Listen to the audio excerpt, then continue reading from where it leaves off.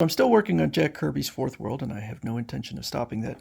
But I'm also going to start on a new project, which I actually already have a whole bunch of videos made for, which is the Justice Society from All Star Comics. And this one is going to take a long, long time, probably years, because I'm going to do some, take a break, do some, take a break. And so right now we're going to focus on Volume 1.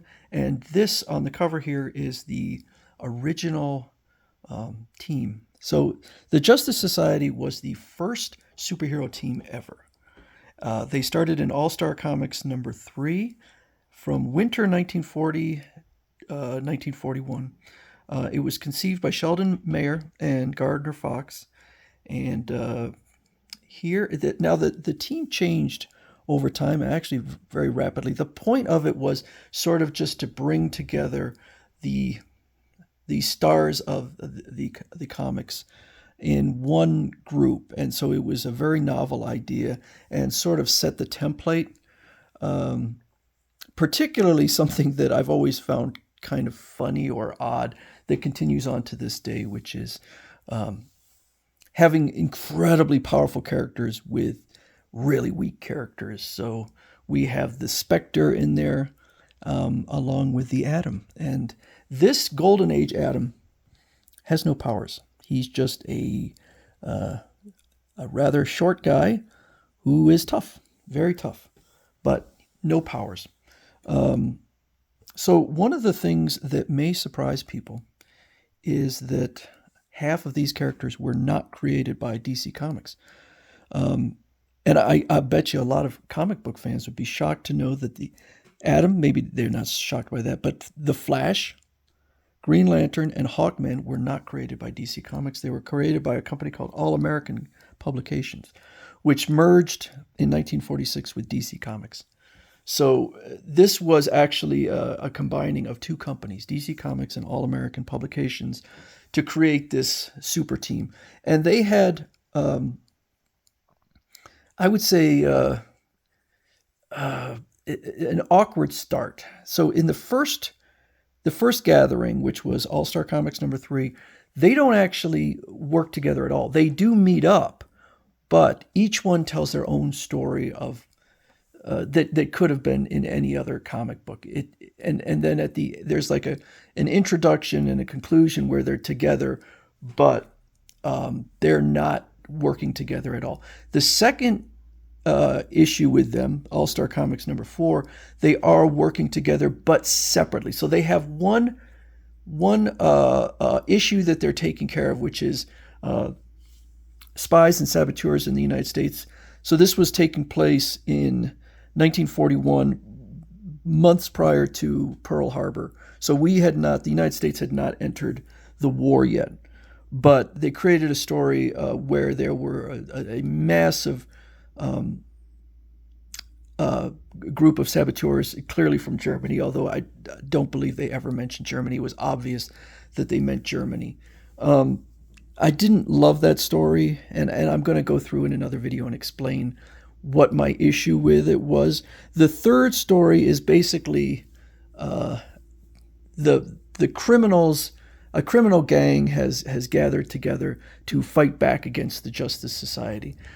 So in the first 3 stories, and it may go on for a while, I can't remember, the villains are completely non-superpowered. So obviously they don't stand a chance against the Justice Society. And this is kind of the evolution of comics at the time in the 1940s, which is whether it's Superman or whatever. Well, the Spectre actually was fighting very powerful foes right from the beginning. But a lot of superheroes were fighting just regular criminals. And so it wasn't until later that comic creators discovered that it really made a better story when the opponent was a credible threat, which they were not. So I'll go through really quick for anyone who doesn't know the various characters. So we have obviously Hawkman. This is the Earth 2 Hawkman, the original Hawkman, with the very hawk-like mask. He does not have any superpowers, but he does have something called ninth metal, which allows him to fly. I don't really understand the point of the wings because I think the ninth metal just allows him to levitate, but somehow he uses wings also. He's basically just a really tough guy who can fly. And he often uses kind of like medieval weapons. Green Lantern was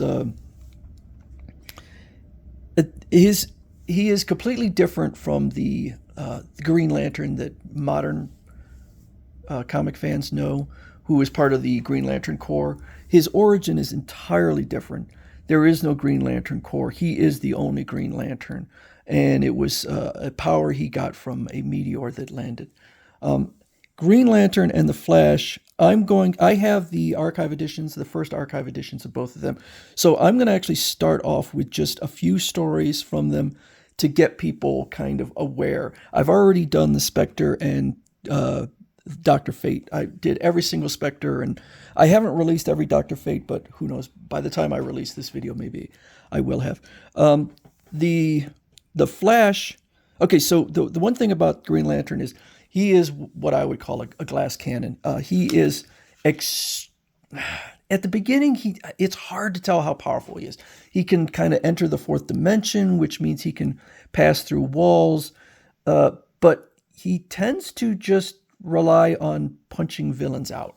And so he is inexplicably tough for a guy who was just an engineer who discovered this meteor. Or it was the meteor was reshaped into a lantern. And then he took the lantern and created a ring out of a part of it. But he is actually fairly easy to take down. He is immune to metals like bullets, but he is susceptible to pretty much everything else, including, I would assume, a fist. The Flash is actually very powerful.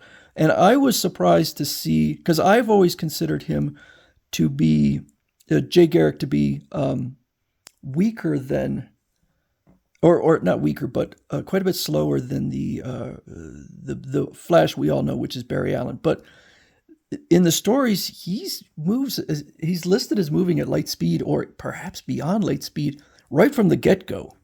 So I like these costumes. I like the fact that the Flash and Green Lantern wear somewhat loose costumes, particularly Green Lantern. I like that.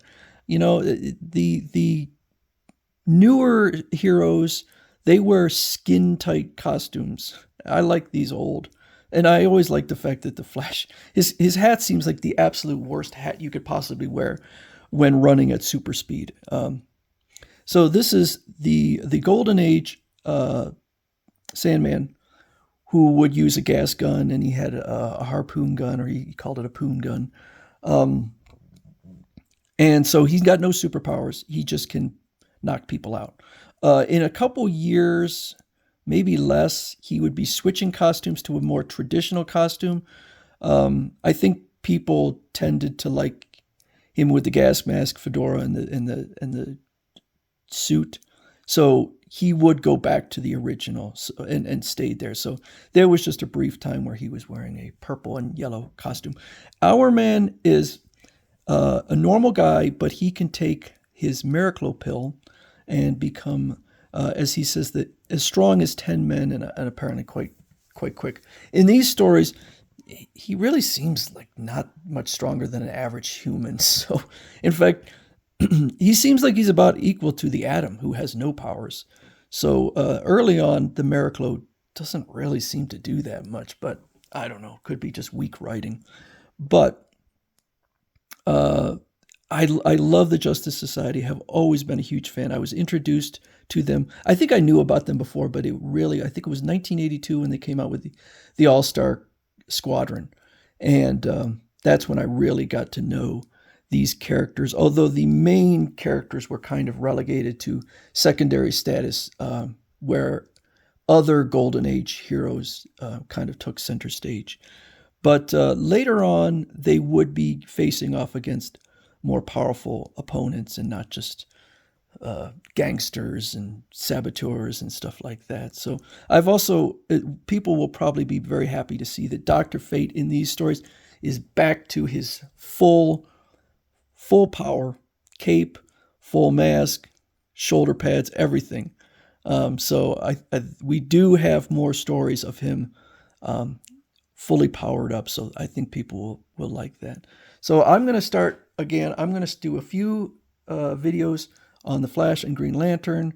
I don't have any Golden Age stuff from Hawkman, Hourman, Sandman, or Atom, so I can't really do anything about that. But hopefully people will be excited.